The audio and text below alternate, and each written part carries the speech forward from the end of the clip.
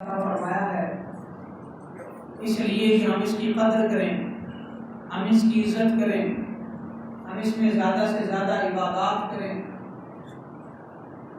ہم اس عشرۂ مبارک کی ہر پاک رات کو خوبصورت رات کے طور پر منائیں۔ یہ اللہ تعالیٰ نے ہمیں عطا فرمایا۔ کامیاب ہیں وہ مسلمان جنہوں نے اس عشرے کی عزت کی، کامیاب ہیں وہ مسلمان مرد و زن جنہوں نے اس عشرے کی راتوں کو عبادت میں گزارا اور فلاح پا گئے وہ مسلمان مرد اور عورتیں جنہوں نے اس عشرے میں روزے بھی رکھے، شب بیداریاں بھی کی، تراویحیں بھی پڑھی، اور ابھی تک یہ سلسلہ عبادت اور عیادت جاری ہے۔ میں اسی ضمن میں ہماری اس مسجد کے اندر اعتکاف بیٹھنے والے معتکفین حضرات کو صمیم قلب سے مبارکباد پیش کرتا ہوں کہ آپ اعتکاف بیٹھے ہیں، آپ کو بہت بہت مبارک ہو، اور گھروں میں جو مائیں بہنیں بیٹیاں اعتکاف بیٹھی ہیں انہیں بھی بہت بہت مبارک ہو۔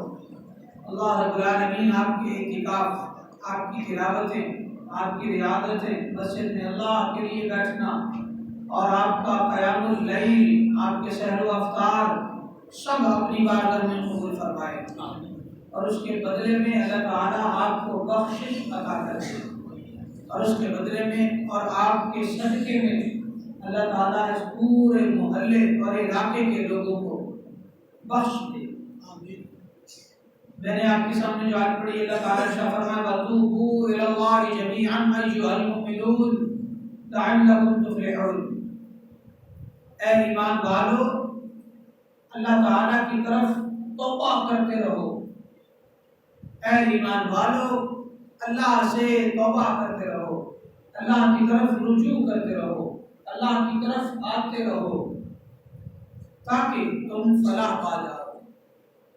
اس آیت مبارکہ سے پتہ چلا کہ اللہ تعالیٰ کی بارگاہ میں آنا کامیابی کی دلیل ہے۔ جو اللہ کی بارگاہ میں آ گیا وہ کامیاب ہو گیا۔ چاہے آپ اللہ کی بارگاہ میں نماز کے لیے آئیں تو کامیابی ہے، اعتکاف کے لیے آئیں تو کامیابی ہے، آپ روزے کے لیے آئیں تو کامیابی ہے، آپ تلاوت کے لیے آئیں تو کامیابی ہے، آپ اللہ سے معافی مانگنے کے لیے آئیں تو کامیابی ہے، آپ مسجد کی خدمت کے لیے آئیں تو کامیابی ہے۔ ہر وہ شخص اور مسلمان مرد و زن کامیاب ہے جو اللہ کی رضا کے لیے اللہ کی طرف لوٹا۔ آگے اللہ تعالیٰ نے فرمایا سورہ ہود نمبر 3 میں استغفروا ربکم ثم توبوا الیہ، اے لوگو اللہ سے مغفرت مانگتے رہو، اللہ سے بخشش مانگتے رہو، سنتوں کو الیہ، پھر اس کی طرف لوٹ آؤ۔ فرمایا جب اللہ تعالیٰ کی بارگاہ میں آؤ تو سب سے پہلے دل ہی دل میں توبہ کر رہے اللہ، میں اپنے سارے گناہوں سے توبہ کرتا ہوں، سنتوں کو الیہ، پھر اللہ کی طرف رجوع کرو، اللہ تعالیٰ اس رجوع کو کامل قبولیت عطا فرمائے گا۔ اللہ تعالیٰ نے مسجد میں آنے اور اپنی بارگاہ میں حاضر ہونے کا ڈھنگ بتا دیا۔ مسجد میں آنا ہے، محفل میں جانا ہے اور کسی نیکی کے کام میں جانا ہے، سب سے پہلے دل ہی دل میں سوچو یا اللہ معاف کر۔ پھر جب اللہ کی بارگاہ میں آؤ گے ہر عبادت قبول ہوگی۔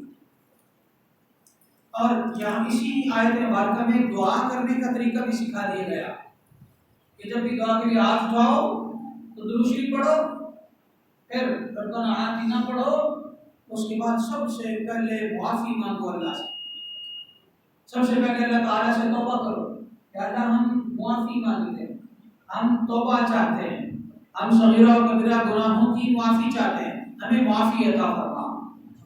سب سے پہلے گناہوں کی معافی مانگیں، اس کے بعد اپنے دیگر حاجات کو مانگنا شروع کریں، کیونکہ یہ ترتیب اللہ تعالیٰ نے سورہ ہود کی اس آیت نمبر 3 میں ہمیں بتائی ہے۔ استغفروا ربکم، توبہ اور بخشش طلب کرو اپنے پروردگار سے، ثم توبوا الیہ، پھر اس کی طرف رجوع کرو اور لوٹو، اور دیگر جو عبادات اور دعائیں اور کام کرنے ہیں وہ کرو۔ تیسری آیت سورۃ التحریمات نمبر 8، اللہ تعالی نے فرمایا یا ایھا الذین آمنوا توبوا الی اللہ، اے ایمان والو اللہ تعالی کی طرف رجوع کرو اور توبہ کرو، توبۃ نصوحا، جیسا کہ توبہ کا حق ہے، جیسا کہ توبہ کا حق ہے۔ توبہ نصوح یہ کرو۔ نصوح کا واقعہ بڑا طویل ہے، مگر حدیث کی طرف چل رہا ہوں۔ اللہ رب العالمین کے محبوب علیہ السلام نے ارشاد فرمایا، صحیح البخاری حدیث نمبر 3255 ہے، حضرت ابو ہریرہ رضی اللہ تعالیٰ عنہ عرض کرتے ہیں کہ میں نے سنا، سمعت، فرماتے ہیں کہ سمعت رسول اللہ صلی اللہ علیہ وسلم، میں نے رسول اللہ صلی اللہ علیہ وسلم کو یہ فرماتے ہوئے سنا، واللہ انی لاستغفر اللہ فاتوب الیہ فی اليوم اکثر من 70 مرہ، کہ اس رب کعبہ کی قسم ہے جس کے قبضہ قدرت میں میری جان ہے، میں ہر روز 70 بار اللہ تعالیٰ سے استغفار کرتا ہوں۔ کتنی بار؟ 70 بار۔ اور وہ معصوم نبی ہیں، معصوم عن الخطا ہیں، ان کے ذمہ کوئی گناہ نہیں اور وہ گناہ کر بھی نہیں سکتے، اللہ نے یہ حس ان کے اندر رکھی ہی نہیں۔ وہ نور کی ذات ہیں، بظاہر مثل البشر، نور کا پیکر ہے، اس کے باوجود ہر روز 70 بار توبہ کر رہے ہیں۔ اور ہم ذرا غور کیجیے، ہم کتنی بار توبہ کرتے ہیں، ہم کتنی بار معافی مانگتے ہیں، ہم کتنی بار اللہ تعالیٰ کی بارگاہ میں کرتے ہیں استغفر اللہ، بیٹھ کر یا اللہ معاف کر دے، کیا ہمارے عادت میں شامل ہے یا نہیں؟ تو اکثر کی نہیں۔ یہی وجہ ہے کہ توبہ نہ کرنے کی وجہ سے مختلف مشکلات میں پھنسے ہوئے ہیں۔ اگر ہم ہر روز توبہ کر لیں اور 70 بار کر لیں، ہم پر مصیبتیں نہ آئیں، ہم پر مشکلات نہ آئیں، حتیٰ کہ ہم پر زیادہ بیماریاں بھی نہ آئیں، کامیابیاں، آسانیاں۔ توبہ راستے کھولتی ہے، توبہ آسانی دیتی ہے، توبہ کامیابی کی ضمانت ہے، توبہ دل کا نور ہے، توبہ اللہ کے قرب کا سبب ہے، توبہ عرفانی الہی کی سیڑھی ہے، توبہ آپ کے گناہوں کو مٹانے والا سمندر کا یوں سمجھے پانی ہے، اور توبہ آپ کے نامہ اعمال میں نیکیوں کا اضافہ کرنے والا بہت بڑا سلسلہ ہے۔ اس لیے توبہ کا معنی یہ نہیں ہے کہ کوئی گناہ کرے تو معافی ملے گی یا معافی مانگے۔ گناہ کے علاوہ بھی اگر آپ سے خطا نہیں ہوئی پھر بھی ہم بشر ہیں، ہم سے تو راہ چلتے ایک آنکھ اللہ کی مرضی کے علاوہ اور خلاف اٹھی تو گناہ کی کر لیا ہم تو قدم قدم پہ گناہ کرتے ہیں، اس لیے توبہ کرنے کا حکم دیا گیا ہے۔ دوسری حدیث مبارکہ ہے، حضرت عغار بن یسار الحزنی رضی اللہ تعالیٰ عنہ سے روایت کہتے ہیں قال رسول اللہ صلی اللہ علیہ وسلم یا ایھا الناس توبوا الی اللہ واستغفروہ فانی اتوب فی اليوم 100 مرہ، یہ صحیح مسلم کی روایت ہے۔ آقا صلی اللہ علیہ وسلم نے ارشاد فرمایا، یہ صحیح مسلم کی حدیث نمبر 2702 ہے، کہتے ہیں آقا علیہ السلام نے فرمایا اے لوگو اللہ سے توبہ مانگو، یا ایھا الذین آمنوا توبوا الی اللہ، اے ایمان والو اللہ سے توبہ مانگو، اللہ سے توبہ کرو، واستغفروہ، اور اس سے بخشش مانگو، یا اللہ ہمیں معاف کر دے، یا اللہ ہمیں بخش دے، واستغفروہ، اس سے بخشش مانگو۔ فرمایا فإنی اتوب فی اليوم 100 مرہ، میں ہر روز ہر دن میں 100 بار توبہ کرتا ہوں۔ کتنی بار؟ 100 بار. آپ اندازہ کر رہے ہیں کہ ایک تسبیح روزانہ استغفر اللہ ربی من کل ذنب واتوب الیہ، بس یہ پڑھ لیں تب بھی توبہ ہو گئی 100 بار. اور اگر آپ گاڑی میں بیٹھے یا اللہ توبہ، آفس میں یا اللہ توبہ، کسی کے بارے کو غلط خبر سنی یا اللہ توبہ، کوئی بیمار ہے یا اللہ معافی دے دے، کوئی پریشان ہے یا اللہ توبہ مانگتے ہیں، اور کسی چیز کی حاجت ہے تب پڑھو استغفر اللہ. یوں کر کے اپنی زبان پر عادت بنائیے، کلمہ طیبہ کی عادت اور توبہ کی عادت اور درود شریف کی عادت، سبحان اللہ کی عادت. یہ عادت آپ کی زبانوں پر ہونی چاہیے. ہم مسلمان ہیں. میں نے جب عربی لوگوں کو دیکھا، مصر کے، شام کے اور متحدہ عرب امارات کے اور دیگر عرب علماء کرام کو، عرب عوام کو، جب بھی کوئی مسئلہ ہو جائے وہ کہتے ہیں لا الہ الا اللہ، لا الہ الا اللہ، لا الہ الا اللہ محمد رسول اللہ، بغیر کسی وجہ کے کہنا پڑتے ہیں. اور بیٹھے بیٹھے کوئی خیال آ گیا استغفر اللہ ربی من کل ذنب واتوب الیہ، استغفر اللہ ربی من کل ذنب واتوب الیہ. کیوں؟ آپ کو دیکھا سبحان اللہ، یعنی یہ انداز ہے. آپ کو دیکھا سبحان اللہ سبحان اللہ سبحان، ہر بات پر سبحان اللہ. اللہ کی تسبیح پڑھتے ہیں، ہمیں بھی چاہیے کہ ہم بھی پڑھیں. یہ صرف علماء کا کام نہیں، ہر کلمہ گو کا کام ہے. یہ چپ کو دور کیجیے اپنے زبانوں سے، فضول کی جو چپ ہے اسے دور کیجیے. ہاں بری باتیں کرنے سے چپ بہتر ہے، اور چپ سے اللہ کا ذکر افضل ہے. سبحان اللہ، بے شک. تو اللہ کا ذکر کیجیے. آگے فرمایا حضرت ابو حمزہ انس بن مالک انصاری رضی اللہ تعالی عنہ خادم رسول اللہ صلی اللہ علیہ وسلم. حضرت ابو ہریرہ رضی اللہ تعالی عنہ جو ہیں ان کے بیٹے کا نام حمزہ تھا، اور وہ آقا اسلام کے خادم کے نام سے مشہور ہے. واہ سبحان اللہ. اس کا خادم دو جہانوں کے سردار کا خادم. یہ حدیث کے الفاظ ہیں. یہ حدیث صحیح البخاری کے اندر ہے، صحیح المسلم کے اندر ہے. میں الفاظ سناتا ہوں، ان کی چاشنی محسوس کیجیے. عن ابی حمزہ انس بن مالک الانصاری خادم رسول اللہ صلی اللہ علیہ وسلم. حضرت ابو حمزہ انس بن مالک جو رسول اللہ کے خادم ہیں صلی اللہ علیہ وسلم، وہ کہتے ہیں قال رسول اللہ، میرے نبی صلی اللہ علیہ وسلم نے ارشاد فرمایا. تو کوئی خادم اعلیٰ ہے، کوئی کسی چیز کا خادم ہے، کوئی کسی چیز کا خادم ہے، جو رسول اللہ کا خادم ہے نا، اس جیسا کوئی نہیں،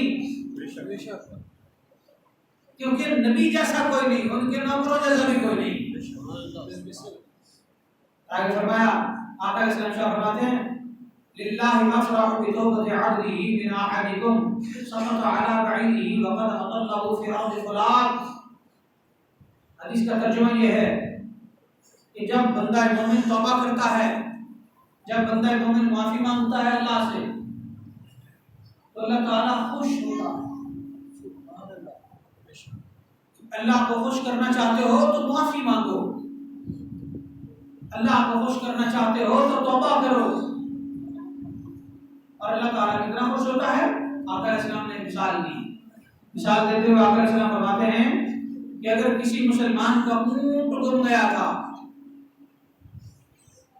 وہ کسی سفر پر ہے اور وہ سویا ہے اپنے اونٹ کو باندھ کر، جب آنکھ کھلی جاگا دیکھا تو اونٹ ہی نہیں ہے. اب اسے فکر پڑ گئی اپنی جان کی. اونٹ کے جو کلاوہ ہے اس کے اوپر، کلادے کے اوپر پانی بھی ہے، کھجوریں بھی ہے، کھانے پینے کا سامان ہے، زیادہ راہ ہے، کپڑے ہیں، پیسے بھی اسی کے اندر ہیں، اور اونٹ بھاگ گیا ہے. تو اب اندازہ کرو کہ یہ کتنا پریشان کن معاملہ ہے. کہ اگر کسی کی گاڑی میں سب کچھ پڑا ہو، کسی کی گاڑی میں سب کچھ پڑا ہو، کپڑے بھی ہیں، آپ کا پاکٹ بھی ہے، پاکٹ کے اندر پرس نہیں بلکہ گاڑی میں پرس ہے، اس کے اندر آپ کا ATM کارڈ ہے، اس کے اندر آپ کا ویزا کارڈ ہے، اس کے اندر آپ کا گولڈن کارڈ ہے، اس کے اندر آپ کا ڈرائیونگ لائسنس ہے، اس کے اندر آپ کا کسی اور ملک کا کنٹری کارڈ ہے یا PR کارڈ ہے، اس کے اندر آپ کی جاب کا کارڈ ہے، اور وہ گاڑی کو لے گیا، خدا نہ خواستہ اللہ کرے ہم میں سے ہر ایک کی گاڑیاں بھی محفوظ رہیں، سواریاں بھی محفوظ رہیں چوریوں سے، تو اگر وہ نہیں ہے موجود تو آپ بتائیں کیا کیفیت ہوگی؟ ایسے لگے گا لٹ گئے، پاسپورٹ بھی گیا، لٹ گئے، سب سے بڑا نقصان۔ اور فرمایا آقا علیہ السلام نے جب کسی پریشانی کے عالم میں تھا اور موت نظر آ رہی تھی کہ اب تو میرے پاس کچھ بھی نہیں، کارڈ مس یوز ہو جائیں گے، گاڑی کو بیچ ڈالے گا، پاسپورٹ تو چلو نیا آ جائے گا، بدما دوں گا، پر سب کچھ لٹ گیا۔ جس پریشانی کے عالم میں بندہ مومن تھا، پھر یک دم ایسا ہوا کہ گاڑی سامنے آ کے کھڑی ہو گئی، سب کچھ اس کے اندر موجود ہے، کیا کیفیت ہوگی؟ تو آقا صلی اللہ علیہ وسلم نے فرمایا کہ جب بندہ مومن اللہ سے توبہ کرتا ہے تو اللہ تعالیٰ کی خوشی کا عالم یہ ہوتا ہے کہ جس طرح کسی کے گم شدہ سواری اور مرنے سے جان چھوٹنے اور زندگی ملنے کی امید ملنا ہے، زندگی ملنے کی امید جس کو ملنے پر جتنی خوشی ہوتی ہے اتنی خوشی اللہ کو اے بندہ مومن تیرے توبہ کرنے پر ہوتی ہے۔ اب آپ اندازہ کریں کہ اللہ تعالیٰ کو توبہ کتنی محبوب ہے، اللہ تعالیٰ کو توبہ کتنی عزیز ہے، اللہ تعالیٰ کو توبہ کتنی پسند ہے، لہذا دن رات توبہ کیجیے۔ حدیث مبارکہ سناتا ہوں، حضرت ابو موسیٰ عبداللہ بن قیس اشعری رضی اللہ تعالیٰ عنہ نبی صلی اللہ علیہ وسلم سے بات کرتے ہیں، کہتے ہیں میں نے آقا علیہ السلام سے سنا کہ اللہ تعالیٰ نے ارشاد فرمایا، یہ حدیث قدسی ہے، فرمان اللہ کا الفاظ میرے آقا علیہ السلام فرمایا ان اللہ یبسط یدہ باللیل، کہ اللہ رب العالمین رات کو اپنی رحمت کو کھول دیتا ہے، اپنے دستے توبہ کو اللہ پھیلا دیتا ہے، لیتوب مسیء النہار، تاکہ دن کا گناہ گار بندہ رات کو توبہ کر لے، موقع دیتا ہے اللہ۔ اور فرمایا وَيَبْسُطُ يَدَهُ بِالنَّهَارِ لِيَتُوبَ مُسِيءُ اللَّيْلِ، اور اللہ تعالیٰ ہر دن میں سارا دن اپنے دستے توبہ کو دراز کیے رکھتا ہے، توبہ کے دروازوں کو کھولے رکھتا ہے، اپنی رحمت کے اور توبہ کے دروازوں کو اور ہاتھوں کو دستے قدرت جو ہے انہیں پھیلائے رکھتا ہے، حتیٰ کہ راتوں کو گناہ کرنے والے گناہ گار توبہ کرتے ہیں۔ ہر لمحہ ہمارے پاس موقع موجود ہے، فرمایا حتیٰ تطلع الشمس من مغربہا، حتیٰ کہ سورج مغرب سے طلوع ہوگا، یعنی اللہ تعالیٰ دستے توبہ ہر دن میں بھی پھیلاتا ہے کہ گناہگاروں توبہ کر لو، اور اللہ تعالیٰ دستے توبہ ہر رات میں بھی پھیلاتا ہے کہ دن کے گناہگاروں اب توبہ کر لو، تو رات کا گناہگار دن کو توبہ کر لے تو بھی قبول ہے، اور دن کا گناہگار رات کو توبہ کر لے تو بھی قبول ہے، حتیٰ کہ یہ سلسلہ جب تک سورج مغرب سے طلوع نہیں ہوتا تب تک جاری رہے گا۔ اور فرمایا اس کا دوسرا مطلب یہ ہے کہ جب تک قیامت قائم نہیں ہو جاتی تب تک یہ سلسلہ جاری رہے گا۔ اب ہمیں چاہیے کہ ہم توبہ کریں، توبہ والے بن جائیں، توبہ کو اپنا لیں اپنی زندگی میں۔ اللہ رب العالمین کے محبوب صلی اللہ تعالی علیہ وسلم نے توبہ کے حوالے سے بہت زیادہ احادیث مبارکہ بیان فرمائی ہیں۔ چونکہ یہ آخری اشراء جہنم سے آزادی کا ہے، تو اس لیے ضروری یہ ہے کہ ہم اللہ تعالیٰ کی بارگاہ سے توبہ کریں اور جہنم سے خود کو آزاد کروا لیں، جہنم سے آزادی حاصل کر لیں ہم۔ اور اس کا طریقہ کار یہ ہے، جتنے بھی لمحات باقی ہیں کہ عید کا چاند نظر آنے میں، اعتکاف والے بھی، روزوں والے بھی، جو کسی بھی وجہ سے روزے نہیں رکھ رہے وہ بھی توبہ کریں۔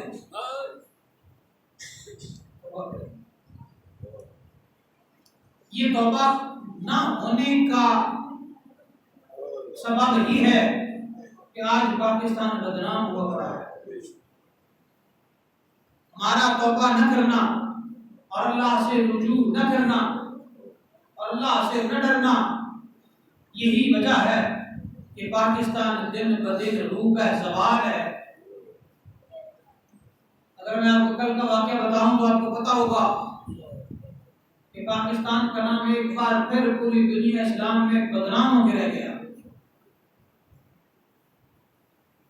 کل کی شام میں حکومتی وفد وزیر اعظم و وزراء سمیت مسجد نبوی شریف میں گیا اور گورنمنٹ آف سعودیہ کی سیکیورٹی کے حصار میں آقا صلی اللہ علیہ وسلم کی بارگاہ میں وہ حاضر ہوئے، مگر ہماری اللہ سے دوری کا عالم یہ ہے، ہماری بے باکی کا عالم یہ ہے، ہمارا سیاسی جماعتوں کو اپنا قبلہ و کعبہ ماننے کی جہالت کا عالم یہ ہے، ہمارا سیاسی لیڈرز کو اپنے آقا و مولا مان لینے کی جہالت کا عالم یہ ہے کہ ہم بارگاہ مصطفیٰ علیہ السلام میں بھی بارگاہ مصطفیٰ کے ادب کو بھول گئے۔ اور ایک سیاسی جماعت کے لوگ جو باقاعدہ طور پر حکومت میں ہیں وہ گئے، اور دوسری سیاسی جماعت جس کا لیڈر بدتمیزوں کا شہنشاہ ہے، وہ سیاسی جماعت جس کا لیڈر جہاں یہ کہتا پھرتا تھا کہ یہ ریاست مدینہ ہے، وہیں پر اس نے ریاست مدینہ کے اندر مصطفیٰ کے عاشقوں کو رمضان میں گولیاں مروائی، اور آج تک مذمت یہ الفاظ نہیں آئے۔ وہ سیاسی لیڈر جو عشق رسالت کے بڑے دعوے کرتا تھا، مگر کسی سرزمین پر آقا علیہ السلام کی گستاخی کرنے والی آسیہ ملعونہ کو خود ہاتھ جوڑ کر برطانیہ کے حوالے کیا، وہی آقا علیہ السلام کی عزت کے تحفظ کے دعوے کرنے والا جھوٹا شخص کہ جو اپنے آپ کو عاشق رسول کہتا تھا، اس نے خاتم النبیین کا لفظ تک ادا نہ کیا۔ وہی جھوٹا شخص جھوٹ بول بول کر عوام کو بھی بدتمیز بنا گیا، پاکستانی عوام کو بھی زبان دراز کر گیا، اور اس کی زبان درازی کا عالم یہ ہوا کہ مسجد نبوی کے اندر جہاں اللہ کے قرآن کے اندر آیا ہے کہ یا ایھا الذین آمنوا توبوا الی اللہ توبۃ نصوحا، اور یا ایھا الذین آمنوا لا ترفعوا اصواتکم فوق صوت النبی، اپنی آواز نبی کی آوازوں سے بلند نہ کرو۔ وہاں پر اسی کے ماننے والے لوگوں نے، اسی کی تحریک کے لوگوں نے نہ صرف آوازیں بلند کی بلکہ بد اخلاقیوں کی حد کر دی، بدتمیزیوں کی حد کر دی، اور آقا صلی اللہ علیہ وسلم کی بارگاہ کے اندر باب جبرائیل کے اوپر بھی کی یہ بات ہے، میں کسی کا ساتھ نہیں دیتا، مجھے کسی سیاسی وڈیرے سے اسلام کے معاملے میں کوئی پیار نہیں۔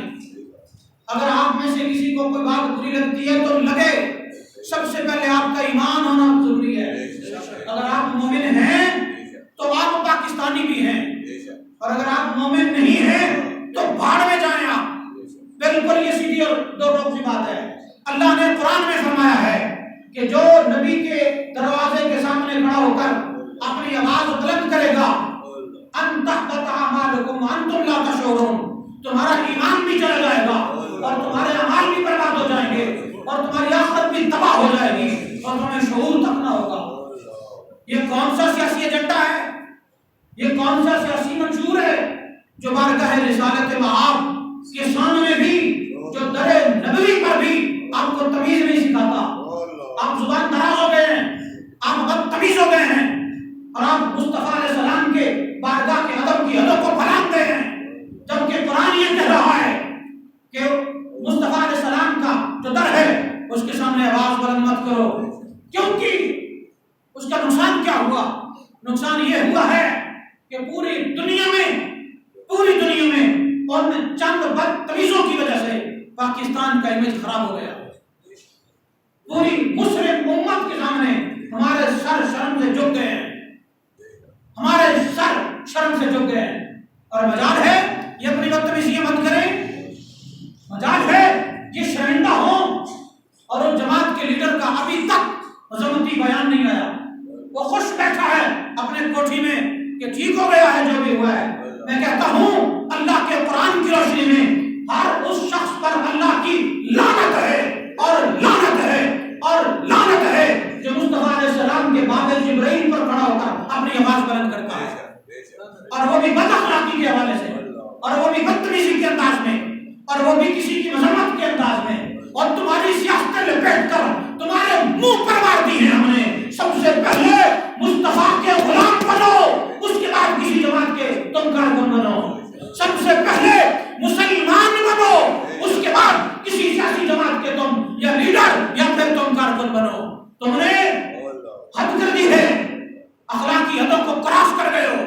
لہذا میں یہاں پر یہ کہوں گا، اس عمل کی جو آج جس سیاسی جماعت کے کارکنوں نے جو حرکت کی ہے وہ بھی مسجد نبوی میں، ہو سکتا ہے اس سے پہلے بھی کسی نے کی ہو، خدا نہ خواستہ ہو سکتا ہے آئندہ بھی کوئی جاہل لوگ جہالت کے انداز میں کر جائے، دوسری مخالف سیاسی جماعت ایسا کر جائے، تو جو بھی ایسا کرتا ہے یہ ذہن میں رکھو تمہارے اعمال برباد ہیں۔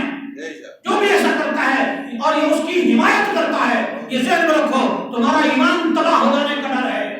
تم اگر اپنے سیاسی لیڈر کو مسجد نبی کی عزت کو جو ہے بے ادبی کا شکار کرنے کی وجہ سے اگر اس سیاسی جماعت کی حمایت کرتے ہو اس گندے عمل پر، اس بے ادبی والے عمل پر، تو تم اپنے ایمان کی فکر کرو۔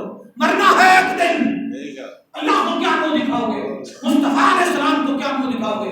اور یہاں بازاروں میں جو مرضی کہہ لو، اخبار میں جو مرضی لکھ لو، ٹی وی چینل پر جو مرضی کہہ لو، اسٹیج پر جو مرضی کہہ لو، اکھاڑوں میں جو مرضی کہہ لو، تمہاری زبانیں پہلے ہی کنٹرول میں نہیں ہیں، تمہاری زبانیں پہلے ہی بے لگام ہیں، تم لوگ پہلے ہی بدتمیز ہو، جو مرضی کہنا ہے کہتے پھرو ایک دوسرے کو۔ مگر یہ ذہن میں رکھو مسجد نبوی شریف جو ہے وہ تمہارے باپ کا ڈیرا نہیں، میرے نبی علیہ السلام کا گھر ہے۔ مسجد نبوی تمہارے ملک کی کوئی عام سا خطہ نہیں ہے، وہ عرش اعلیٰ سے زیادہ عظمت والی جگہ ہے۔ مسجد نبوی تمہارے پریزیڈنٹ ہاؤس سے بھی وہ تمہارے پریزیڈنٹ ہاؤس نہیں ہے، بلکہ وہ جگہ ہے جہاں پر میرے نبی علیہ السلام پر قرآن اترتا رہا، جہاں پر ساری کائنات سے اعلیٰ و افضل پیغمبر جو ہے آرام فرما ہے، ان کو تھوڑی سی اونچی آواز میں بھی بولنے والا ان کی بارگاہ سے رادہ درگاہ کر دیا جاتا ہے۔ میں یہ دعا کرتا ہوں کہ پاکستان کی ہر آنے والی جو قیادت ہے اللہ اسے خوش اخلاق بنائے گا، ہر قیادت کو اور ہر سیاسی لیڈر سے لے کر ہر سیاسی کارکن کو اللہ تعالیٰ آقا علیہ السلام کا باادب بنائے گا۔ اور ہم نے مسجد نبوی اور بیت اللہ شریف کو بھی سیاست کا اکھاڑا بنا دیا، اور وہ بھی ہم پاکستانیوں نے۔ شرم آ رہی ہے، شرم آ رہی ہے، اور جس کو غصہ آئے میری بات پر آئے، کوئی مسئلہ نہیں، میں مصطفیٰ علیہ السلام کے عزت کا دفاع کروں گا، میں نبی علیہ السلام کے در کا دفاع کروں گا، میں تحفظ حرمین کی بات کروں گا، اور میں آقا علیہ السلام کے ادب کی بات آپ کو سکھاؤں گا۔ آپ رکھے لپیٹ کر اپنی سیاست اپنے جیبوں میں، آپ جو بھی سیاسی لیڈر ہے یا جو بھی سیاسی کارکن ہے اپنے گھر میں ہوں گے، نبی کے در پر نبی کے غلام ہیں، سیاسی لیڈر نہیں ہے، چاہے آپ کا کسی بھی سیاسی جماعت سے تعلق ہے۔ ہاں اگر آپ اسلام کی عظمت کے لیے وہ کام کرتے ہو ہم آپ کو سلوٹ کرتے ہیں، اگر آپ اسلام کی عظمت کے لیے کوئی کام کرتے ہو یا کوئی بات کرتے ہو، پاکستان کی عزت کا سبب بنتے ہو، ہم آپ کو سلوٹ کرتے ہیں۔ اور اگر آپ در مصطفیٰ پر جا کر مصطفیٰ علیہ السلام کے در کی بے ادبی کرتے ہو تو ہم آپ پر لعنت بھیجتے ہیں اور ہم آپ کے اس عمل کی مذمت کرتے ہیں اور ہم شدید الفاظ میں مذمت کرتے ہیں۔ لہذا آئندہ بھی جو مجھے سن رہے ہیں، آپ میں سے کوئی بندہ جب بھی کسی سیاسی لیڈر کی حمایت کی بات آئے یا پھر کسی سیاسی لیڈر کی مذمت کی بات آئے اور دوسری طرف در مصطفیٰ تو سیاسی لیڈر کو مصطفیٰ علیہ السلام کے در کے ادب پر وار دینا، اپنے سیاسی قائد کو اسلام کی خاطر قربان کر دینا، پر اسلام کو داؤ پہ مت لگانا، پر اسلام کو بدنام مت ہونے دینا، پر آقا علیہ السلام کے در پر رہتے ہوئے بے ادبی کا مظاہرہ نہ کرنا، نہ کرنے دینا، دونوں جہانوں میں کامیاب ہو جاؤ گے۔ اور جس نے یہ کیا وہ دونوں جہانوں میں خیر و خاسر ہیں۔ جب تک آقا علیہ السلام کے در سے معافی نہیں مانگتے، جب تک علی اعلان وہ پوری جماعت آقا علیہ السلام کے در سے معافی کا اعلان نہیں کرتی، تب تک وہ قابل مذمت ہے۔ اللہ رب العالمین ہمارے رمضان کو پرسکون بنائے۔ ان سیاسیوں نے رمضان کی عبادتوں کو بھی بے قرار کر دیا، مسترد کر دیا اور پوری مسلم امت کے سامنے پاکستان کو شرمندہ کروا دیا۔ اللہ تعالیٰ ہمیں ہدایت دے، اللہ ہمیں خوش اخلاق بنائے، اللہ ہمیں ایسا حقیقی معنوں میں پاکستانی بنائے۔ یہ پاکستان کے ساتھ محبت نہیں ہے، یہ پاکستان دشمنی ہے کہ آپ بدنامی کا سبب بنتے ہو۔ اس لیے اللہ تعالیٰ رمضان کے یہ روزے جو رہ گئے وہ بھی، اور ابھی چند دن پہلے قرآن مقدس جو ہے وہ مکمل ہوا اس مسجد میں اور ختم قرآن پاک ہوا، اس پر انتظامیہ سمیت یہاں کے جتنے بھی نوازی ہیں ان سمیت اہل محلہ سمیت آپ تمام کو ختم قرآن مقدس کی بہت بہت مبارکباد ہو۔ وما علینا الا البلاغ المبین۔